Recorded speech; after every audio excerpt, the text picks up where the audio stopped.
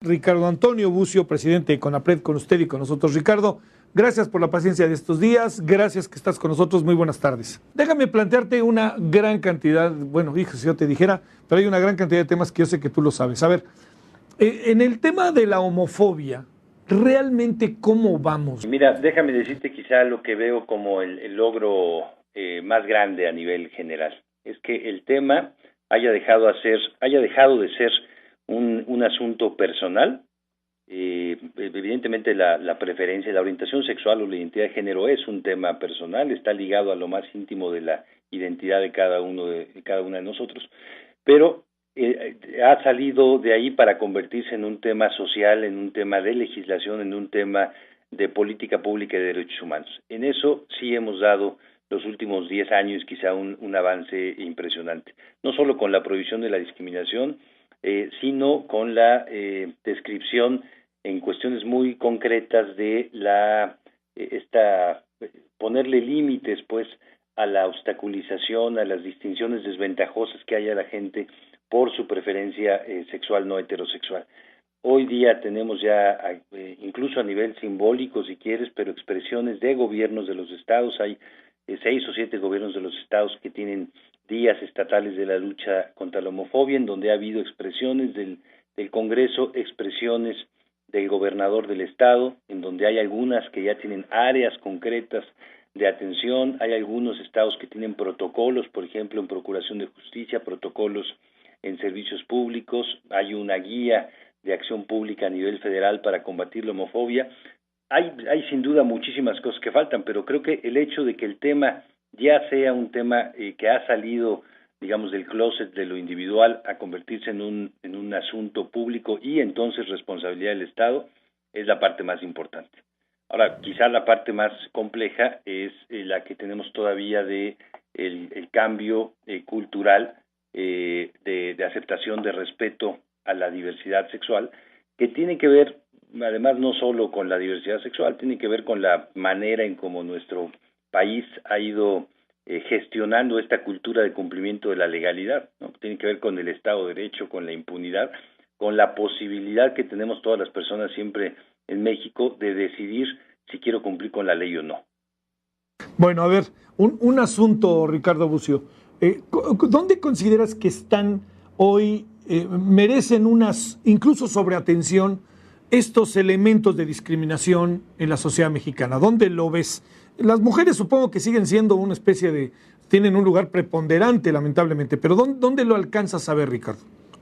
Sí, ahí coincido contigo. Quizá desde nuestra perspectiva el único tema de discriminación que está aún transversalizado en todos los ámbitos de la vida pública y de la privada es la discriminación de género.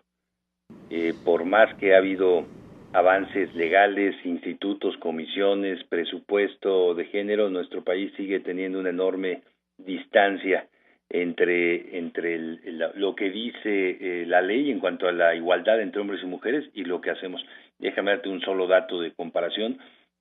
Suecia hoy día tiene 49.6% de mujeres en el Parlamento y no hay cuotas de género. Y en México, en la parte de representación popular, en donde no tenemos cuotas, que son las presidencias municipales, 95% las tienen los hombres.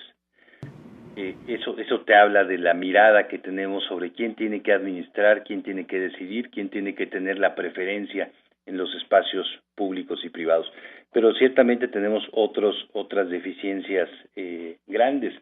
México, según la encuesta nacional sobre discriminación, ha ido reconociendo su diversidad cada vez más, su diversidad en términos políticos, en términos ideológicos, religiosos, sexuales, culturales, incluso territoriales.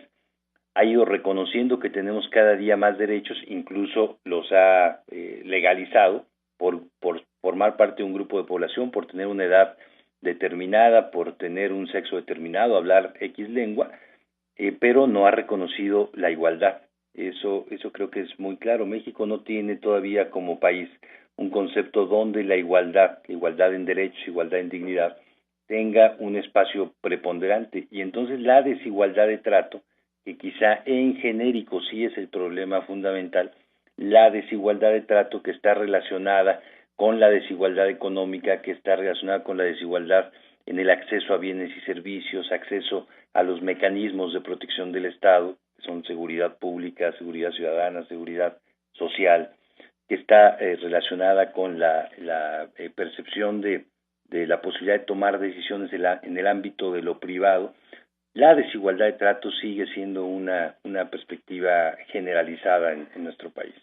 Sí, ese es ahí. Oye, Ricardo Bucio, presidente de CONAPRED, el tema de la discriminación, el tema de atención por parte de CONAPRED, ¿en qué sector de la población, bajo la estructura económica, se da más? ¿No hay sector que esté exento de ello? ¿O esta idea vieja de como nunca sabemos qué pasa en las clases altas, todo se acaba concentrando en los sectores populares? ¿Dónde encuentras esta parte que siempre es sumamente interesante y motivo de reflexión?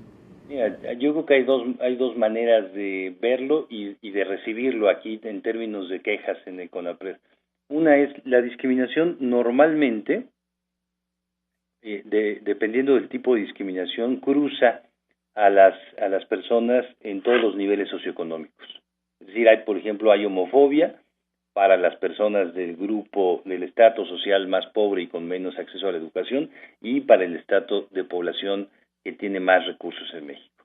Pero la homofobia se da de distintas maneras, tiene distintos efectos. En la encuesta nacional sobre discriminación, por ejemplo, cuando hablamos de este tema en particular, homofobia, las personas con menos recursos económicos dicen que este rechazo, la homofobia, se expresa en negación de servicios, negación de empleo, restricciones o dificultades para permanecer en la escuela, es decir, se expresa como una dificultad de acceso a ejercer derechos y libertades, lo cual va a afectar, ya bien sabemos, el nivel de vida, va a afectar la posibilidad de vivir libre de riesgos y de amenazas, va a afectar tu proyecto de vida, tu nivel económico, etcétera.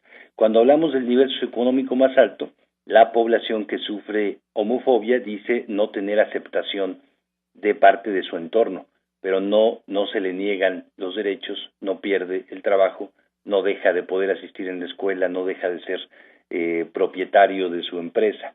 Es decir, cuando la desigualdad de trato se combina con la desigualdad socioeconómica, sí hay una diferencia muy importante incluso en la vulneración que puede tener la persona de sus derechos y en la posibilidad de defenderse de esa vulneración.